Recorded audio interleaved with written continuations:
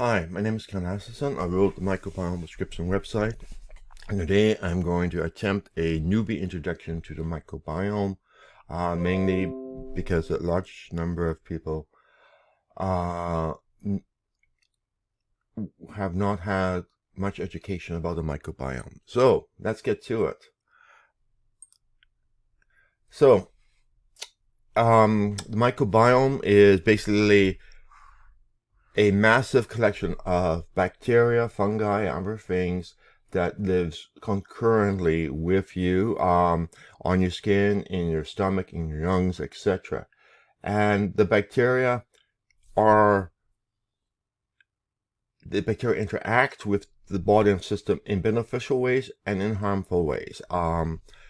Absence of certain bacteria will cause serious conditions, and abundance of other bacteria will cause conditions. So let's take a look into some of the basic background. We're going to basically have a very simple introduction. Look at the volume of different bacteria, not the volume of bacteria, but how many different bacteria there are. Look at compounds produced and consumed, just to give you an idea.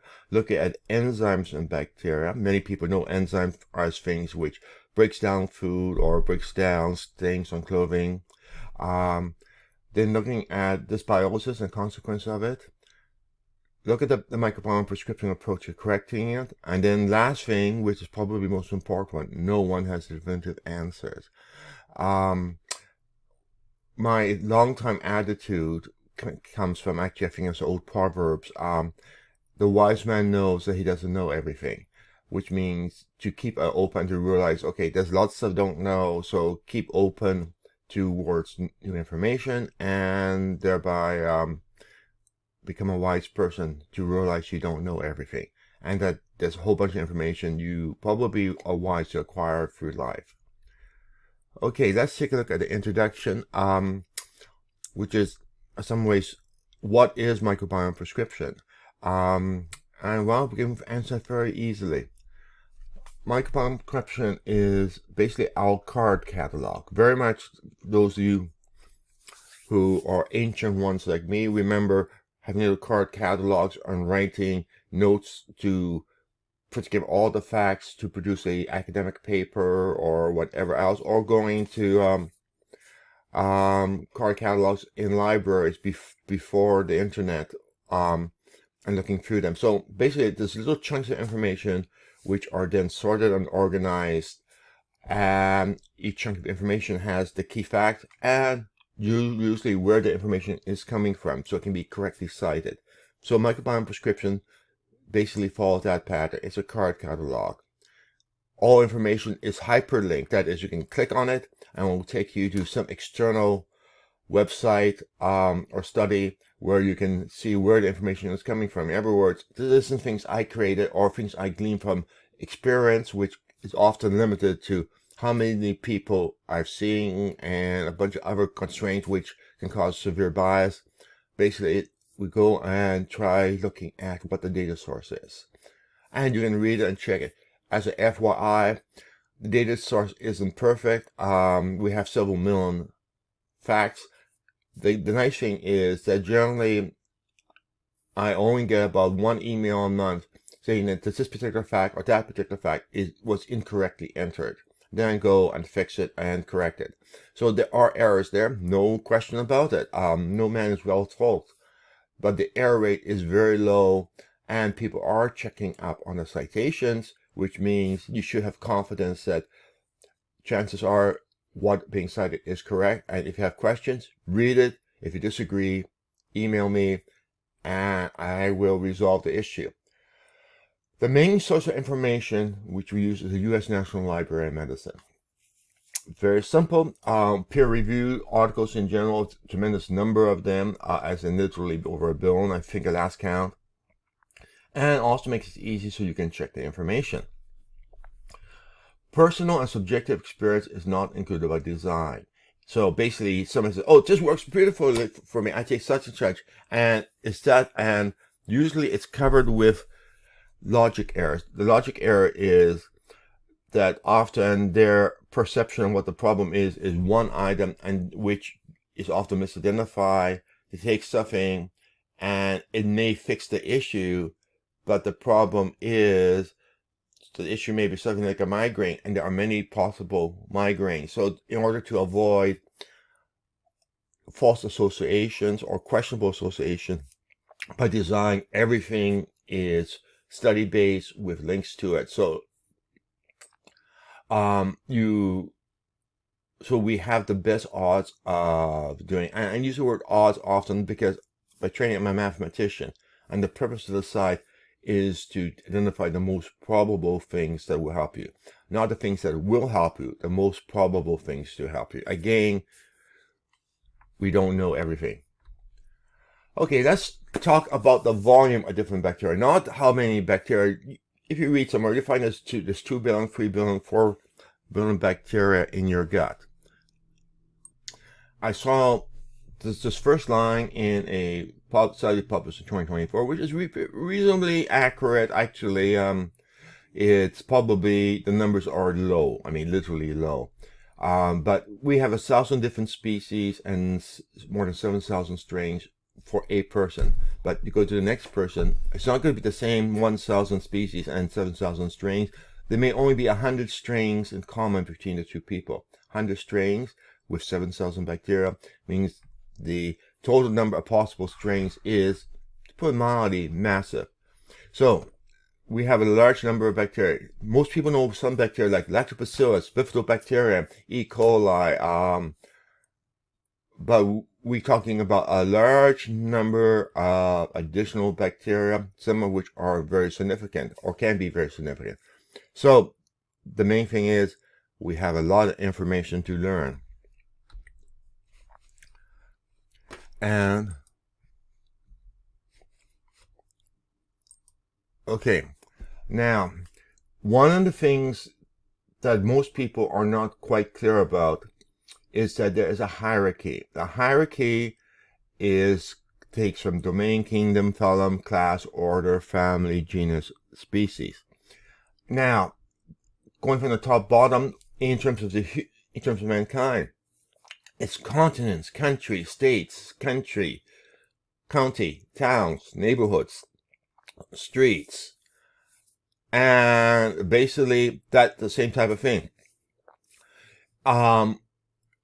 The individual streets is where the problem. For example, you may be absolutely safe in most of Sweden, but there's one street in one particular town where you have a high chance of getting mugged. So at the kingdom, everything is good. At the phylum, everything is good. At the class, everything is good. And order, everything is good. At the family level, the chances of getting mugged is pretty low. Genus is a little bit more if you are in the right city. When you hit down the species, the cops and your neighbors tell you, don't go down that street or you get mugged. Okay, how many do we have up? The numbers you see below are based on the numbers which are being identified in the various tests and uploaded to the Microbiome prescription. So we have 16,000 different species. We have 4,000 genuses. We only have 2,000 strains. There are more strains there. There are probably somewhere like 60,000 strains, but very few tests identify strains. So the result is we are underrepresented for the count for strains than family, order, class, and phylum. So we have a large amount of things. Now, when you go to a medical practitioner or naturopath, etc., often they are ignorant of most of that. And basically, it's not surprising why there's so much information there. To give a mankind example, which is, okay, you live in the world and you live in a country which is part of the United Nations. Okay, so you should have no problem listing out the name of every single country in the United Nations. Try it, see how far you get. Then check up online, and you find that you only can name a very small number of them compared to the number of countries there. So it's the same thing with bacteria. The ones that they interact with or most are what they remember, and the rest of it they have no clue about. They probably don't even know how to spell it correctly. So that's something to keep in mind is We are dealing with a large number of different bacteria. Again, the hierarchy is important because sometimes I will talk about genus, sometimes I talk about species, sometimes about family, and there are many genuses in a family, there are many families in an order, etc. Sometimes the data indicates that such and such family is high for a particular condition like autism. Other cases, this particular genus is associated with asthma. In another case, this particular species or this particular strain is associated with habitual skin itching issues. And the level of association varies from item to item. So,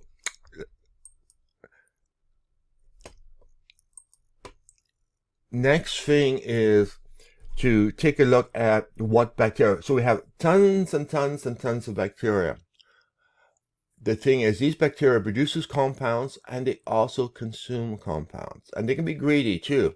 You can be having enough of the right thing, food coming in, to have a balanced microbiome if you had a normal microbiome, but you have a particular bacteria which is super greedy for a particular compound, which means the whole body. So, for example, iron is a good example.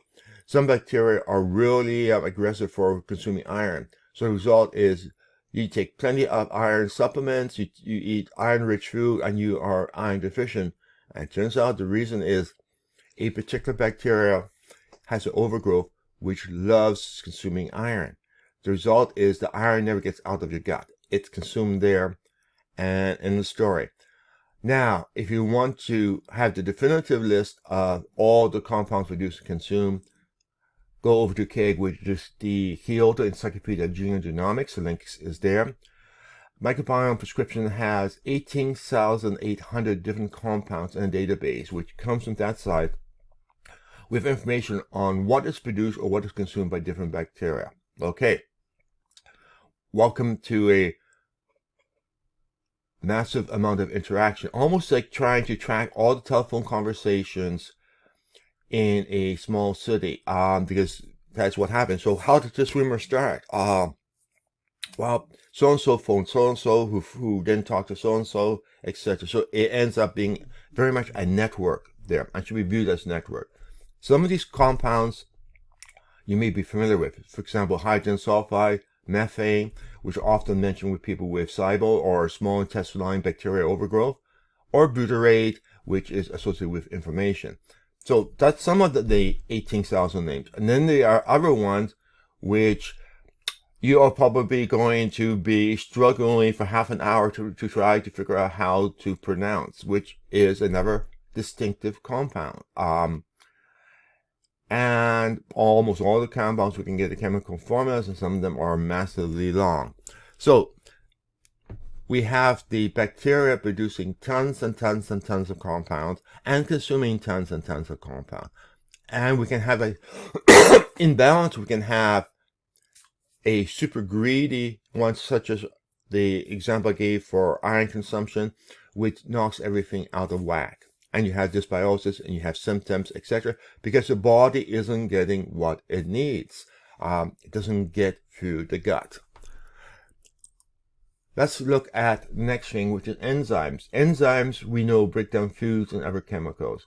Again, we have the definitive source, which is the Kyoto Encyclopedia of Genomics.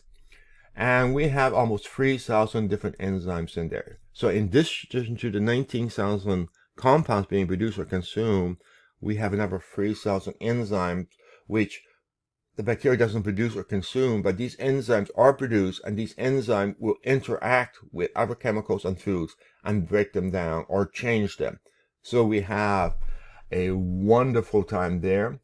Some are somewhat familiar sounding. For example, aspartate, rest of them, histidine, and glutamate. Some of those may be vaguely familiar names, and others, as before, are a half-hour exercise in trying to pronounce it. So at this point in time, you can say, okay, we are having an interesting thing to understand. We have thousands of bacteria, we have thousands of chemical compounds, we have thousands of enzymes. So we have what can be mentally overwhelming to try doing on paper yourself. Hard, basically impossible to do in your mind unless you have a idiot savant ability to remember a massive number of facts, which a very, very small number of people do. But let's take a look at where we go with all this information. We have dysbiosis, and dysbiosis I define very simple, is when you have too much or too little of a compound, you have too much or too little of an enzyme, you have too much or too little of a bacteria. In many cases, the latter one ends up producing the two above it, but I thought I'll mention it explicitly because often we end up working with the bacteria level rather than the compound or enzyme. Because enzymes are the result of bacteria, compounds are the result of bacteria. And bacteria is what we can measure easily and definitively, and we can modify those. The enzymes are a little bit more challenging to work with. Compounds and enzymes feed or starve the body processes. Insufficient or too much can cause cognitive issues.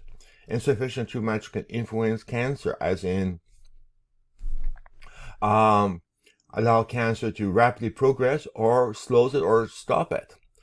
And there are hundreds, literally hundreds of conditions or symptoms associated with apparent dysbiosis.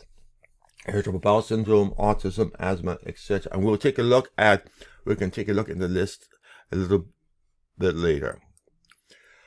Okay, microbiome prescription approach is to influence the bacteria by generating lists of foods to take or foods to avoid, by supplements to take or supplements to avoid, by exercise, by vitamins, by herbs and spices, and also by off-label use of drugs. Often the drugs are for a particular thing, but they happen to also influence other things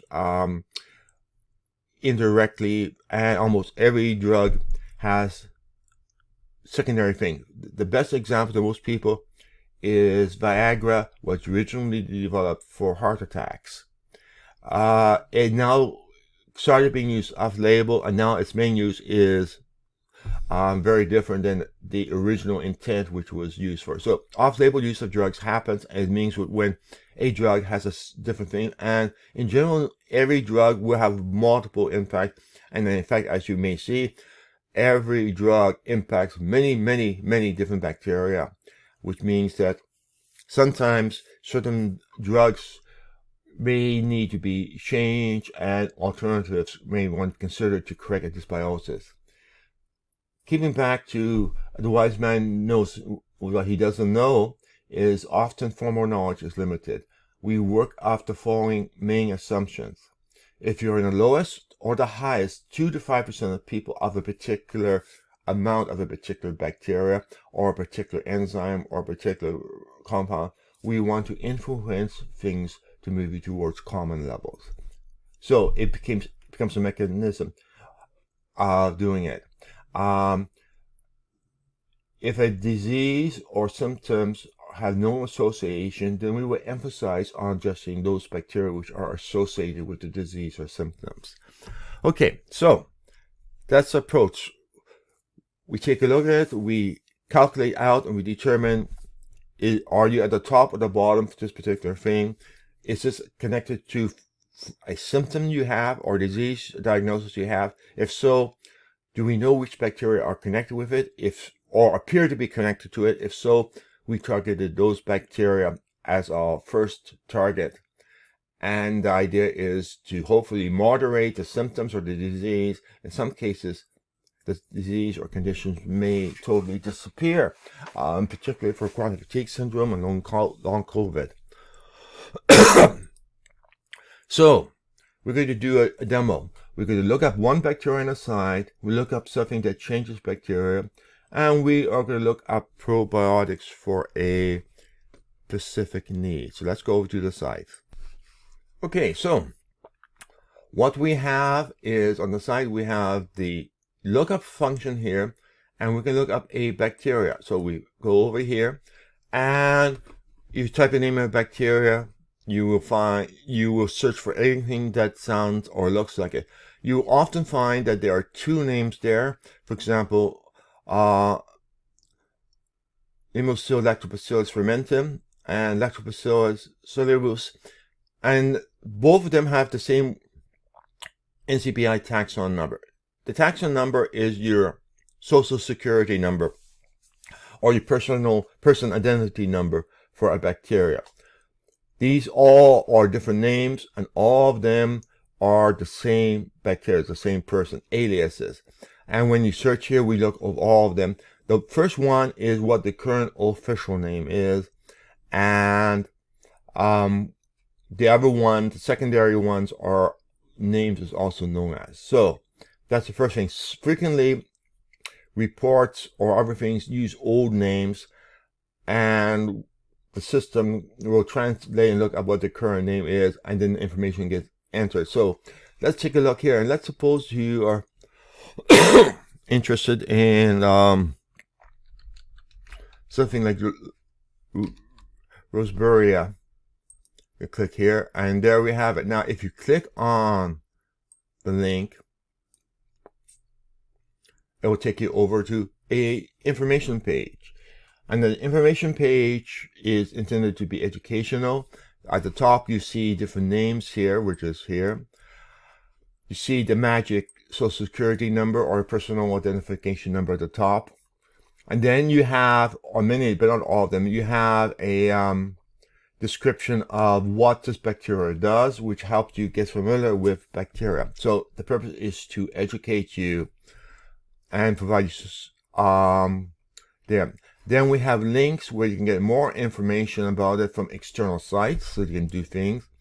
Then we get down to where things get a bit confusing, which is what level different labs are deeming to be healthy or in range, and which the ones do. And every lab does it differently. And the result is you can have some rather dramatic differences of numbers there. The microbiome prescription uses information from the lab itself wherever possible, so that you are getting the best numbers for the lab, but be aware that different labs say different numbers, so you cannot grab a percentile from one source, one lab, or one study and apply it to your own sample. You can, but you may get false positives or false negatives. And then we have the rate, their lower bound. I can see in one case 5 to 10% is what is suggested. This particular lab says 0.3 to 1.5%. These are their recommended levels, and you see the numbers, and you see some real major disagreements. Then down below we see how often this bacteria is reported, and you can see some labs 100% of the time it's reported. Other labs it's half the time it's reported.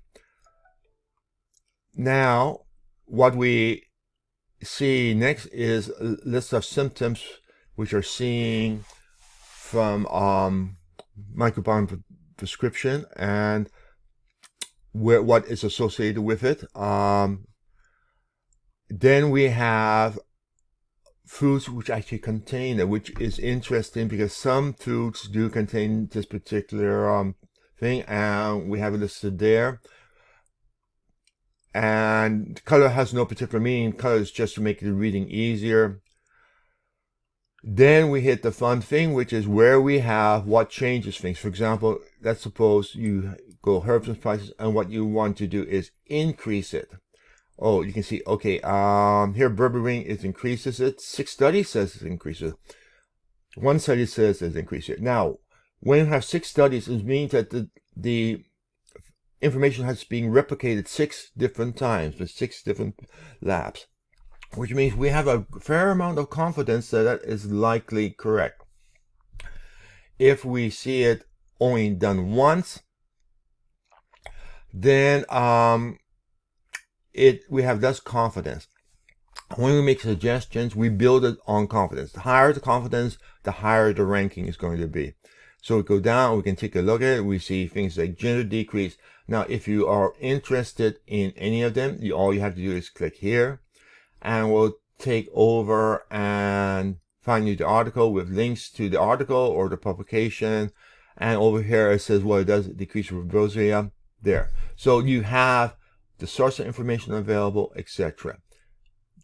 Nice and easy, and the intent is to be open. Okay, and that's basically it. So,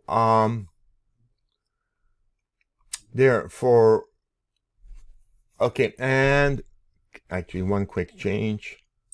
And what I did was log into the site. There's a demo login site, so if you don't have data, you can just hit the demo button, log in, and voila, you will now see a little bit more information. You will now see from published studies which ones are high or low. And for example, Parkinson's disease is seeing low. You want to read the studies. And there we have all 8 studies, or actually what do we have more? We have 35 studies dealing with Parkinson's disease and the bacteria associated with it.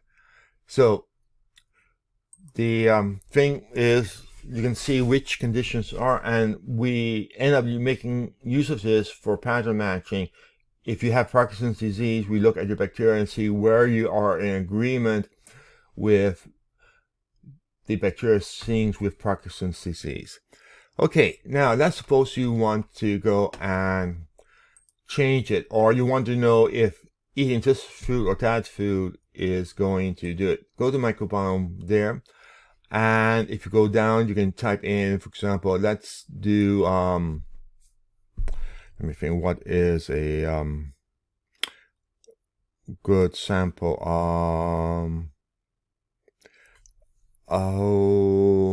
Let's say aspirin. Click search. And there again, we see the fact that English is a rich language, so we have many names. We have acetylsalicylic acid. Another name for that is good old-fashioned aspirin. So, and down below we have other things which are things containing aspirin.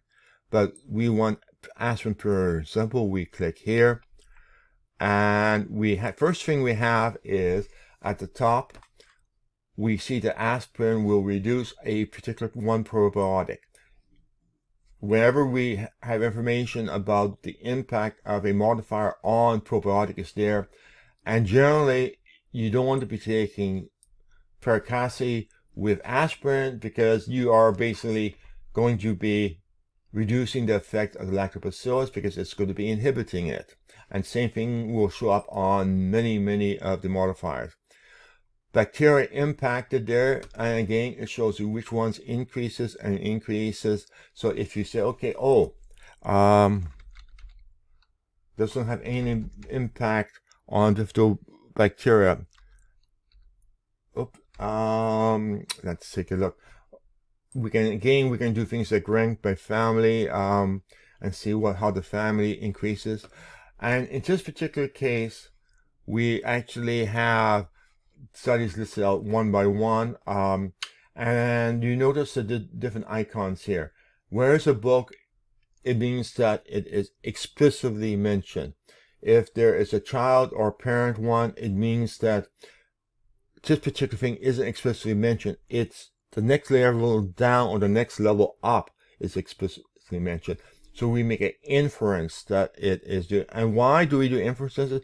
Because we don't have enough data if we don't make inferences. So hence, this is the direct study. If you read here, you may not find this particular genus explicitly mentioned, but you'll find the family it belongs to is explicitly mentioned.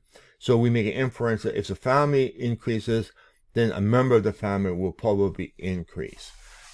Basic common sense. And then we have down here, we have the icons, and then we have ability to do it. For example, there, looks like I got some, I know why. I got some fixes to do that, but don't worry about it. It happens. Okay, the last thing I want to take a look at, what it happens as in I do revisions and I forget to do some minor change and something breaks. If you find something doesn't work correctly, email me and I will see about fixing it, generally within 1 to 2 working days. So lookup is research probiotic with strings. Now, remember that I stated at the beginning that often it's a particular strain of bacteria which causes something. And in probiotics, many probiotics do not identify strains. Those that do, many of them have been researched, and you can now go and search for things. For example, let's take a look for Parkinson's. I have no idea. Oops. Let's get spelling correct. And so what we have there is, as you can see, we're looking for Parkinson's disease, and here we have a probiotic. Here's the name of who sells this particular strain, not the genus or the species, but this particular strain, which is identified here. And here is the study on it. You need to read the study to find out if it helps or doesn't help. But basically, it gives you the ability, if you're dealing with a particular condition, to go and see what the impact. For example, here you have a Parkinson's disease people with constipation. Here is the particular species, strain. And here is the name of the probiotic, which is in many grocery stores around the world. And if you click here, you will go and can read the article and see whether or not it worked. And in this particular case, it shows it works, which is nice. So that is the first part, which is the ability to look up for a particular strain. We also have ability to look up for species. I think looking for species, and that is a massive list. Basically, if you are trying to find just species, it will go and give you everything, and little flag indicating if we know it's available in Canada, US, and then it gives you details of it. And what we have is we have 3 different species in it.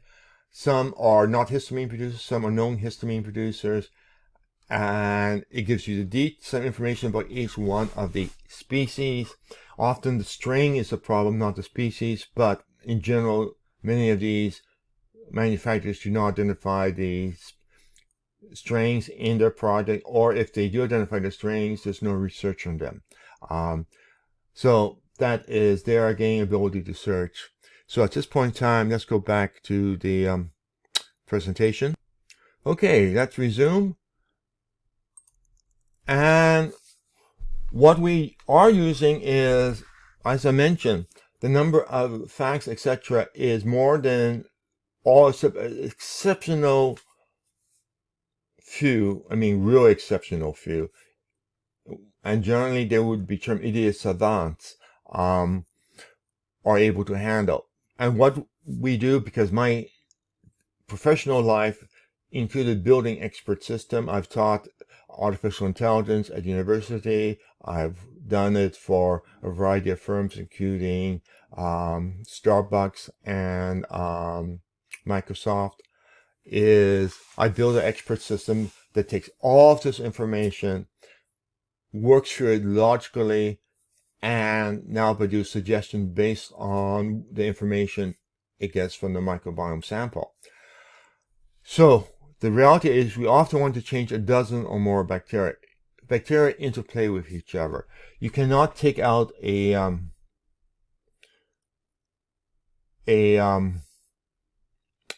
crime family or a gang by simply arresting everybody who has a particular last name.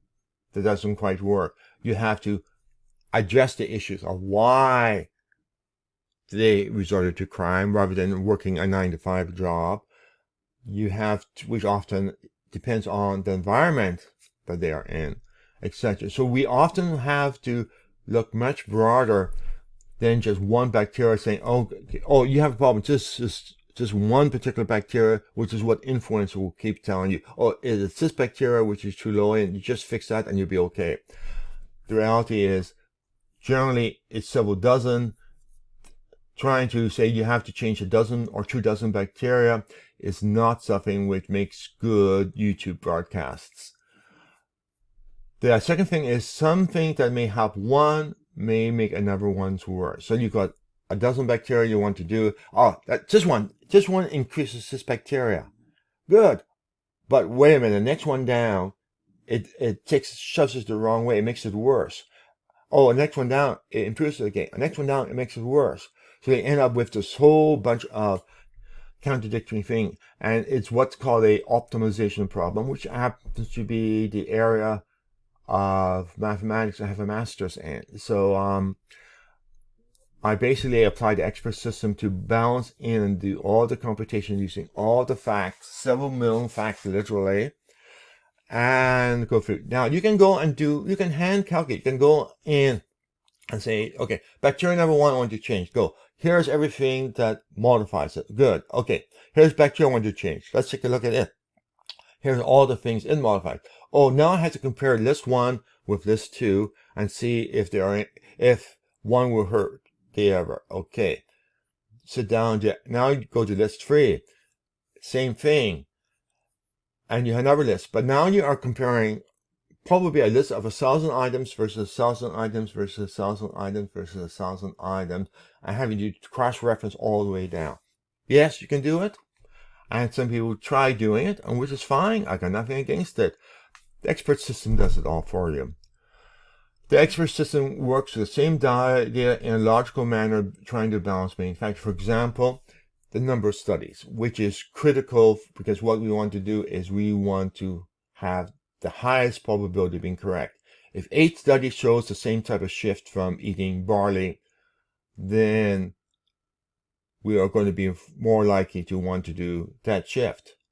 If only 1 study indicates that it shifts a certain way by having sorghum, we don't want to give it quite as high priority because we don't have as much confidence that it will actually do it because it hasn't been confirmed by anybody. It could be an oddity. It could be an error. It could be, say, it could be sponsored by somebody who manufactures sorghum flour as a product.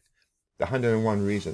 What we want is we want confirmation, and we want to work from confirmation and confidence the most we can. The actual expert system is intended to be a black box. The actual details is not shown, and the reason the details is not shown is heavy mathematics. Most people will just blank out it. But unlike most AI systems, especially things called large language models or ChatGPT, we do produce the evidence trail.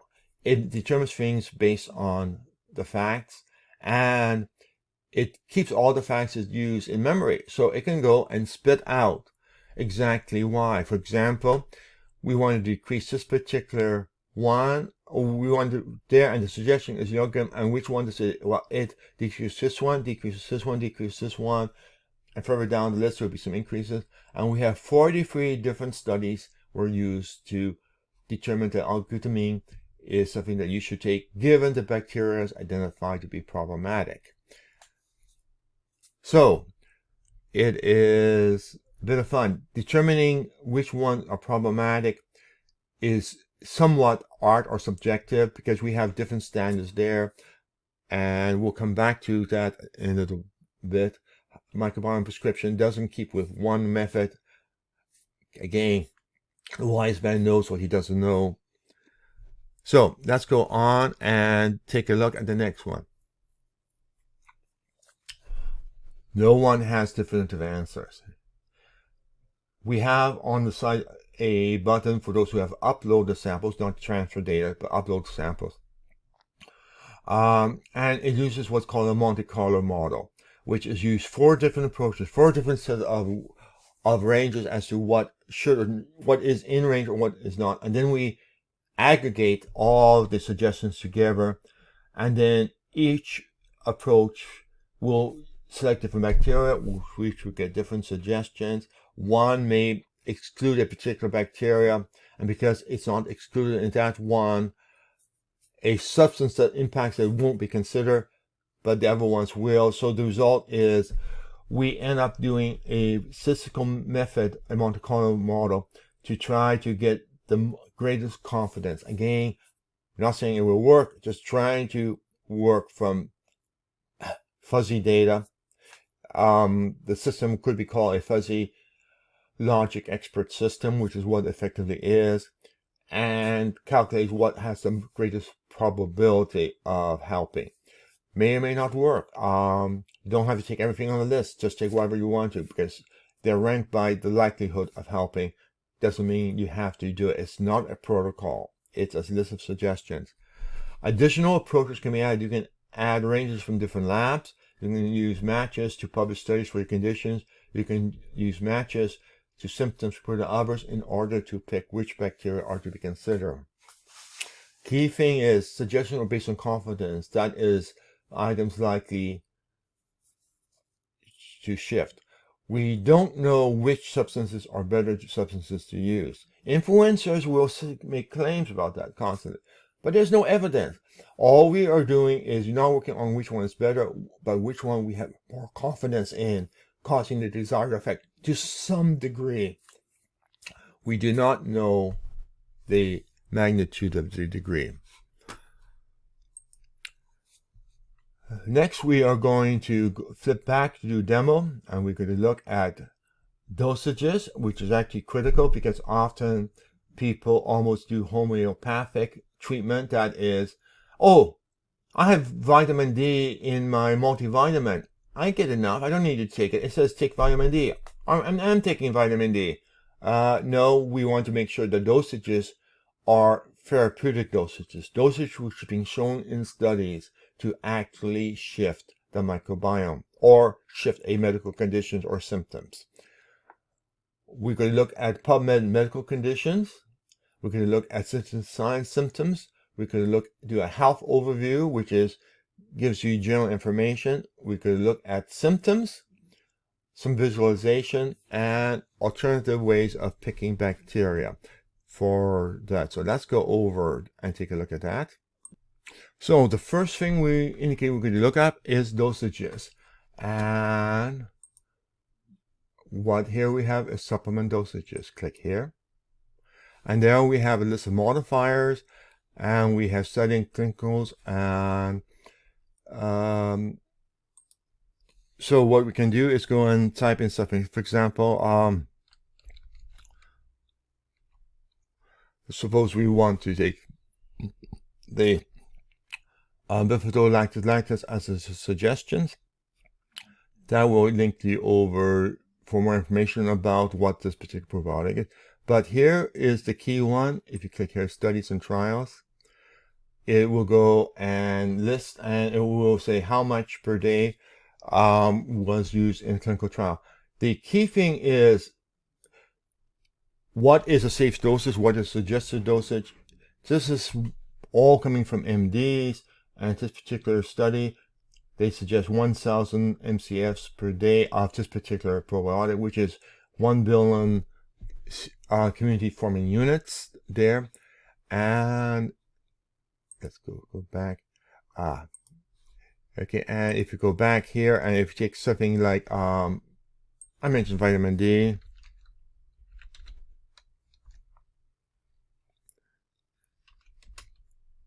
I think, okay, vitamin, yes, there it is. And there we have a multitude of study, and you see what the dosages per day is.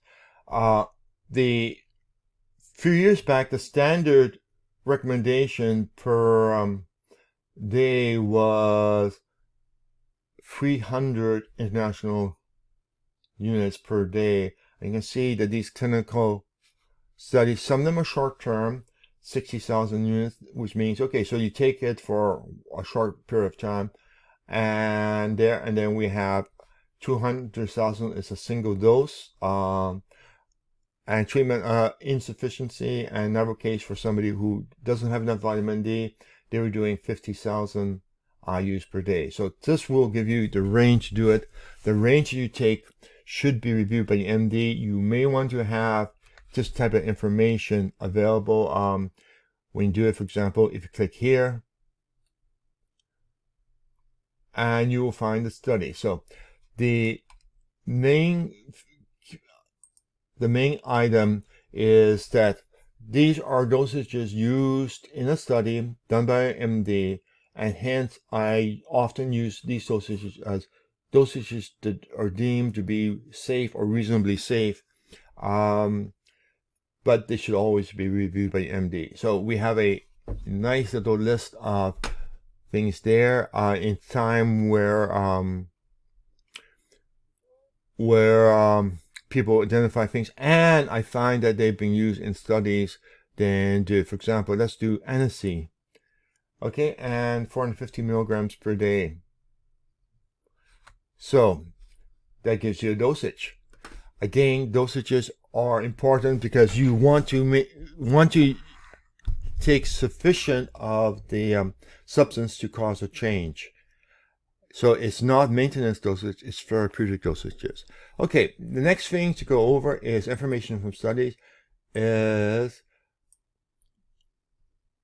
the medical conditions, and we have, how many do we have? We have 119 conditions here. And what we have here is we have a whole bunch of information. And since we're talking about the word Parkinson's there, we have, first of all, we have what bacteria shifts are seen with the Parkinson's. And there we have all the bacteria. What? Excuse me? So many bacteria. Far more than most people would keep in memory. Now, you'll notice there's numbers after that. The numbers after that is because we are looking at the sample here, and this is the percentile. So for Pastorale, low level is you're the 1 percentile, which means you are low. The next one is you are still low, that's 5%. So, but it's high, so it's not a match. Here you have a whole bunch of highs. You're 59%, not a strong match, etc. So for every condition, you can just go in and see how, after you're logged in, see how well you match the patterns reported from the literature. Word of warning, different labs may identify bacteria differently, which means it's not definitive. It is there. Other things like Lactobacillus diffus, which is low. There's no number there, and no number means you have none, or none was reported by the lab. Chances are you had some, but the lab wasn't accurate or refined enough to do it there. So other ones like cyanobacteria, you have 93 percentile. It's high, that's a good match. These are so that applies all the way through. So for every one of the conditions, give me a second. We can go there. Now we also have candidates, which is, sorry for bouncing, a model supplement, which is using those bacteria identified and applying the expert system to the shifts reported. So we're not dealing with an actual sample. It will come through and rank, impact the items here. And 429 items. High value are things which you want to take. These are things you don't want to take. So it gives you information. And this is a priori. That is, we're not working with personal actual data. This is general suggestions, which if you don't have a test done, or if you are waiting for a test result, often working from these suggestions may have positive impact. I had a email from somebody else who tried one of these things, a priori waiting for the result. Magnificent decrease of brain fog by the first probiotic on the list, which happened to be something called Mutaflora. So these are beautifully called a priori. We have my samples, which is actually shown already. test ranking is saying, okay, we have a whole list of bacteria. Not all labs report on all those bacteria, and this will give you a ranking of which one labs are best.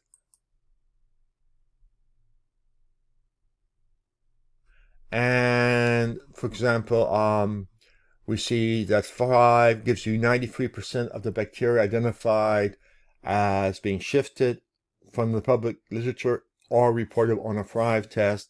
And then we go down here. And then if we just look at something like, do we have GI map here?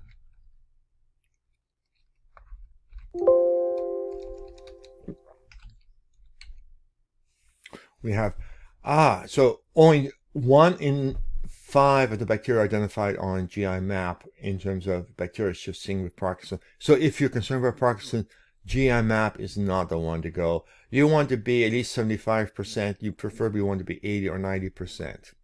So let's go back and look at Parkinson's. And we have more information there. We have broken page. Okay, something more for me to fix. And then what we have here is a canned report, which is a PDF which basically includes the taxons and the candidates and the suggestions. So it's just a quick summary report, which is easy to print off and take to MD. It does give the literature which is used. Let's go and see about bringing it up. Hopefully everything will work okay. And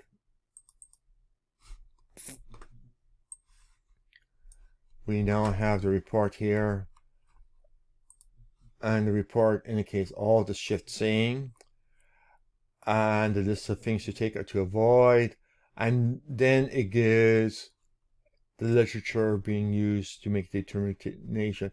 Things which are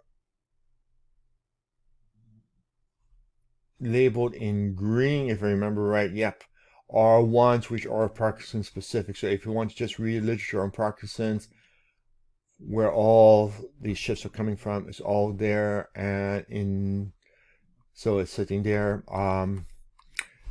So it's, again, information is made available, sources of information is provided, and alternatively, you could click here for Parkinson's, and now we'll go and list the 35 citations about bacteria shifts for Parkinson's. Again, and with links to the article or the study, makes life real easy for you to check stuff. I do encourage people to check, because in a citizen science lab, people need to be checking. If you find a missing item, just go ahead and enter it. Okay, the next thing is citizen science, and this comes from people uploading samples and uploading their symptoms, and then I apply rigorous mathematics, statistical, which is my training, so I'm to see what we can identify. As you can see, we can have things such as ability to identify people by age, which is actually correct, agrees with the literature. Microbiome shifts, changes with age, and we can see what bacteria shifts are compared to everybody else tend to distinguish. Asymptomatic, no health issues. Only small number of bacteria here. I will go down. So if you're dealing with something like brain fog, we can see, depending on the lab, use Bioside, Ombre, Ubiome, or Foreign. You can see which bacteria are associated. Now, the bacteria associated will be different for each one of these because the labs report analysis of bacteria differently. We also have this button here, which will give a list of foods to take without looking at your sample. Or you can do this. So you can go and say, okay, here is the things that you should be taking to help with brain fog. And you go to the next one, do the same if you want. If you click on the number here, what you do is now you see the actual bacteria listed, and what you see is the number below 16th percentile and above. Basically, percentile means that if there's no relationship, we should have the same number below 16th percentile as above 84, which is the top 16% and the bottom 16%. What we find is we have none in the bottom 16% and we have 24 in the high, which means that this particular bacteria is increased in prevalence or in amount with people with brain fog. Our next one, we don't have as severe. Here's another one where we have major severe shift. So if we go and start here, we see all these bacteria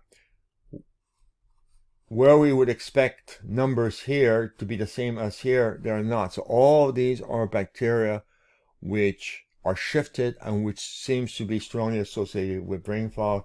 And those of you who are statisticians, we put the chi-square value over here, and chi-square value is well beyond 0.01 and sometimes well beyond 0.0001 for statistical significance.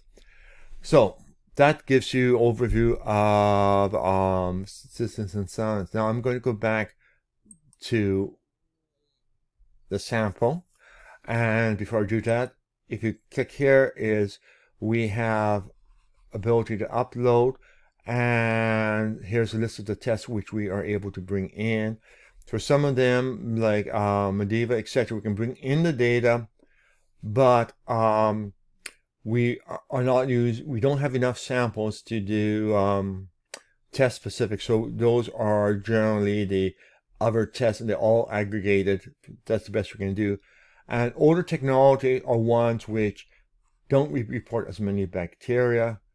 And as you can see the number here.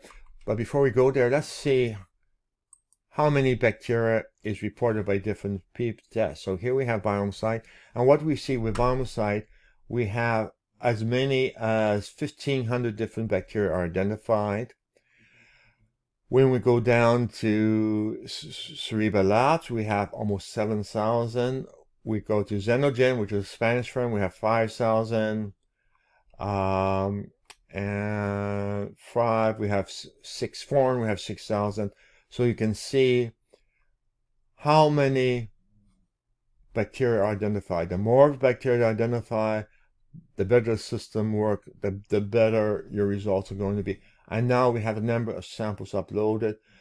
And once we get a high number of bacteria and a high number of uploads, we can do regression for symptom matching. Okay, let's go back to health overview. And it's right here. And the first thing is this chart describes where you are for eubiosis. Eubiosis is the degree of dysbiosis. Oh, sorry. Eubiosis meaning a healthy gut. Disbiosis meaning unhealthy. And this person is just 3 percentile of the range for eubiosis. And again, what we are using is we use percentiles because if there are no shifts, then we should have the same number in each percentile range. In this case, we don't have that. We have a massive number in this low percentile range. That is bacteria which are nominally present, but a very high number of them. And then there. So that gives us a quick overview of what degree of dysbiosis you have there. You click health analysis, and it will go and identify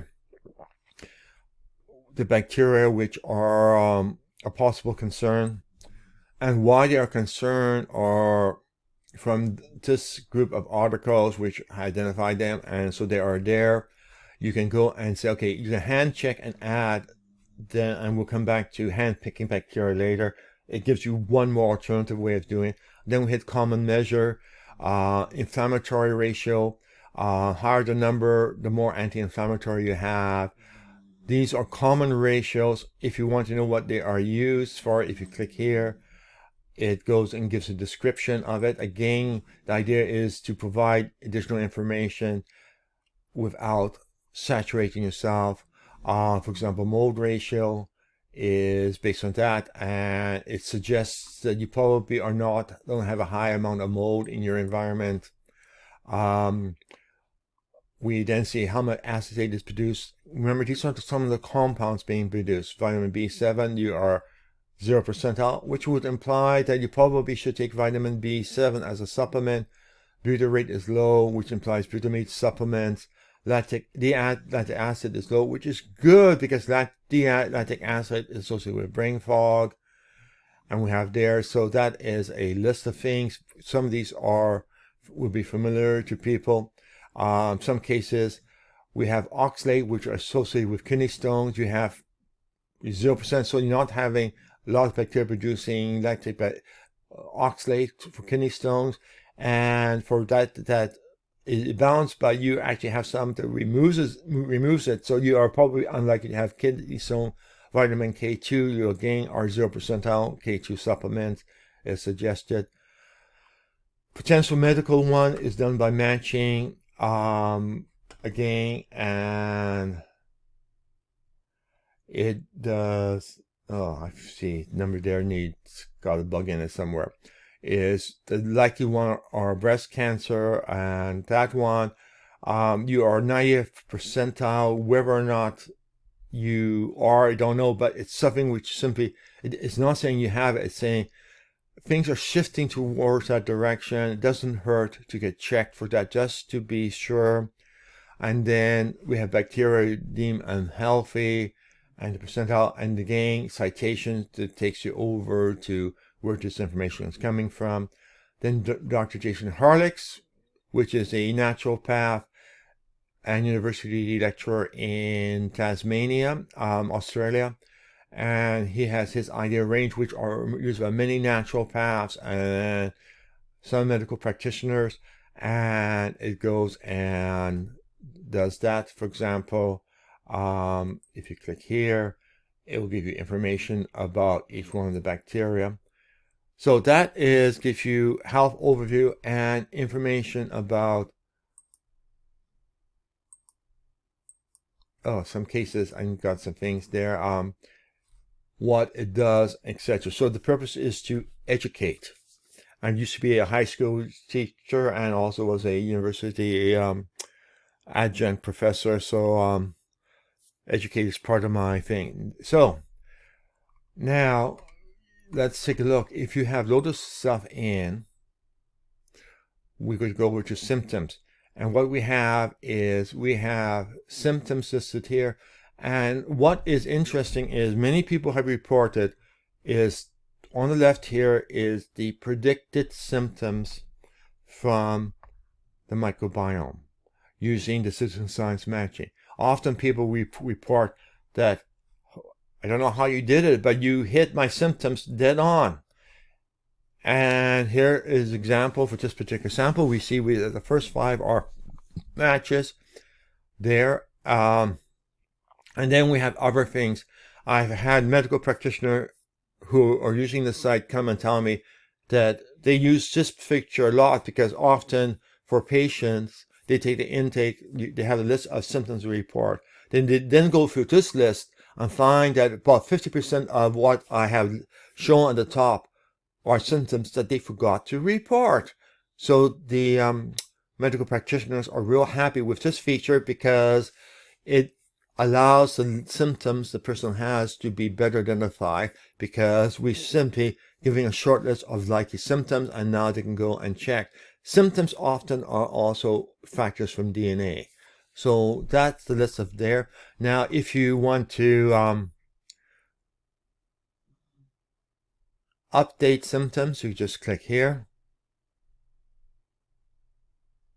And it will give the list things, but it goes through a long list. For example, let's suggest, I'm not sure if a Parkinson's there.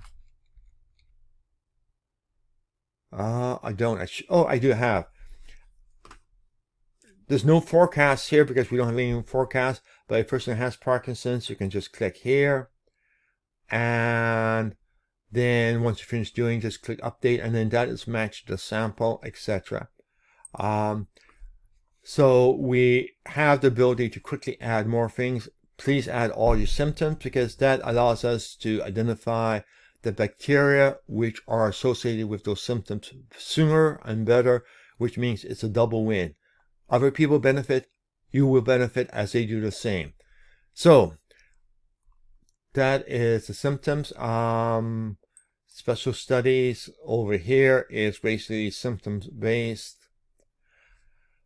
And we actually have a more sophisticated way of doing it. Remember, we talked about family order, etc.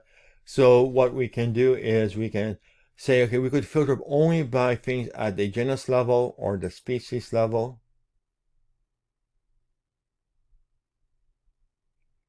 Or the family level. And as we pick different taxonomy levels, these factors we will do. And you can go and say, okay, this is what I want. Okay, now what I want is get suggestions. Don't care about my age. I don't care about my blood type, but other things I do care about. And it will do and get suggestions. Identify the 8 bacteria which would be identified, which are too high, and then give suggestions for dealing with it. Nice and easy and straightforward. Now, if you go to changing my microbiome, it will actually be added into this consensus data, and you can now go over and view the batch of suggestions which are here, and you can go and say, okay, and you can filter the list appropriately. For example, let's just do there, and now you can see how many of the 5 suggestions suggest taking it and how many don't. And actually I'm going to get rid of that one. And here we have all the 5. These are things which every single method or agreement are to take: vitamin B2, vitamin B12, licorice, cinnamon, ginger, rosemary, are all things which everybody is agreeing with, which means those will probably be the safest or most probable items to take. And remember, the priority is not which one works better. It's the one based on the number of studies we are working from, the certainty that it will cause the desired effect. So something which is less certain may be on the list, and you can try it. So main thing is to give you the most probable thing. So, and now I'm going to go back and do visualization for the moment, and then we'll go and look at alternative picking there. And if you go back here, we have visualizations here. The first thing is the microbiome tree, which shows the hierarchy, so you can see where things are there. For example, here we have some species and genus in there which are of concern, which are, compared to everybody else, 100 percentile. So those are high, other things are low, and they're color coded, and you get a list. Now, if you happen to have a lab which has 6,000 bacteria reported, it's going to be a long page. Now, let's go up and take a look at it. And now we have ranges. Remember, different labs pick different range. Count of mole drop is our proprietary range, which we use on the site. It uses some advanced statistical methodology, and it actually is patent pending because it's so novel. But we can go and use other people's ranges and see which one there. For example, box whisker, which is a common statistical one, and it will go and flag things based on those ranges. It will go and use classic lab ranges, which is average plus or minus 2 standard deviation, which is generally very wrong, but some cases you'll have it. And the numbers here is going to be small, and generally it's going to be only highs will be shown. Now, for each one of those, you can go and hand pick the bacteria, and you can create a hand-picked bacteria here, and those are the ones. And now you can go and get suggestions based from what you have hand-picked. So there's no limits to how many different ways of picking you do. It's up to you. Wide open. We do. Remember, a wise man knows what he doesn't know. I don't know how to pick the right bacteria. The other thing is pie charts, which is basically informational. So here is going to take a look and see what things are and the relative things at the genus level there and what everything is. If you hover over, you can see what the numbers are. And now sometimes you will find depending on which test you use, there's a bunch of unknowns. And that reason is unknown is that the total of everything in a genus is not 100%, which means there are genuses which are not identified. So you may get a big blank here. In this case, we don't with this particular one. And let's go over to do one more. And this one is a bit more complicated to work with, which is called the corona chart. And here we have its ability to drill down, and you can go and double click. Oops. And now we go down and we drill down, and each layer we can drill down more in, and we can go down and we see what percentage each shift. So we end up having a hierarchy there.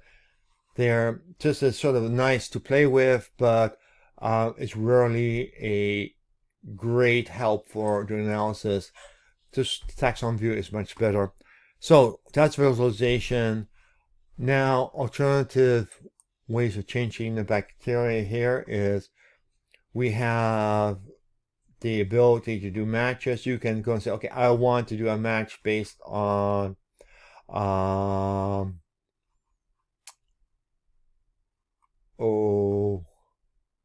let's see, what do I have a high percentage of?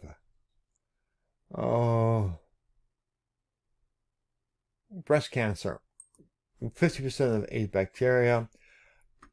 We down here have the choice of non-prescription or infer citation. We also have a feature which I thought I should mention is display level is multiple, and the reason is people were cited with too much. If you go over to advanced,